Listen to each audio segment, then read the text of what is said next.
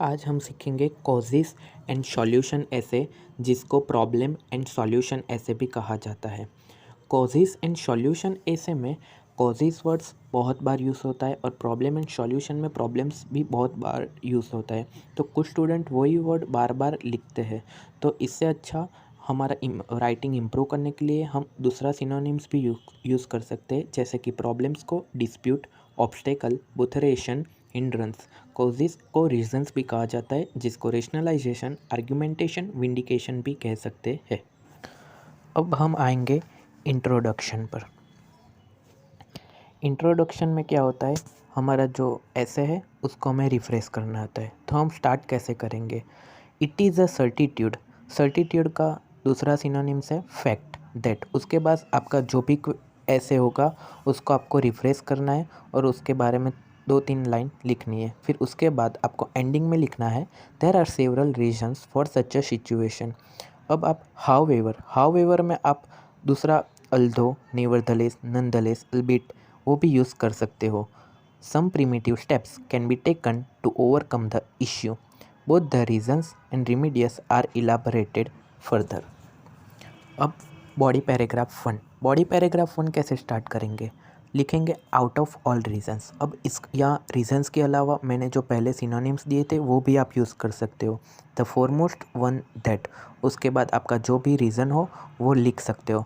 अब उसको डिस्क्राइब करना है, इलाबरेट करना है, तो ये वर्ड्स यूज़ कर सकते हो। This means that, this is because of, in other words, this is to say. उसके बाद हम दूसरे स्टेटमेंट पर आ जाएंगे। उसको स्टार्ट कैसे करेंगे? Moreover, furthermore, additionally, besides, apart from that, in addition. अब आएंगे बॉडी पैराग्राफ 2। बॉडी पैराग्राफ को स्टार्ट करने के लिए लिखेंगे however some remedies could be taken to tackle the situation.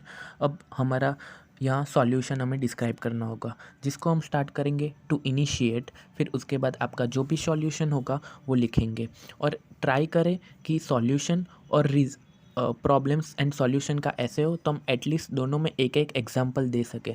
तो एग्जाम्पल के लिए ये यूज़ कर सकते हो as an evidence. For instance, most evident illustrate of disease according to the survey it can be found that. आपको कोई सर्वे आपको पता है और जो आपको लिखना चाहते हो, तो आप ये वर्ड भी यूज़ कर सकते हो। और इन द एंड अब हम कंक्लूज़न पर आ जाएंगे। तो कंक्लूज़न में लिखेंगे टू रिकैपिचुलेट। टू रिकैपिचुलेट वो कंक्लूजन का सिनोनिम्स है। It can be finally commented that there are many causes और प्रॉब्लम्स ऑफ। अब इसमें लिखेंगे हमारा जो भी ऐसे का टॉपिक होगा उसको रिफ्रेश करके उसके बारे में थोड़ा घुमाकर हमें इसमें लिखना है।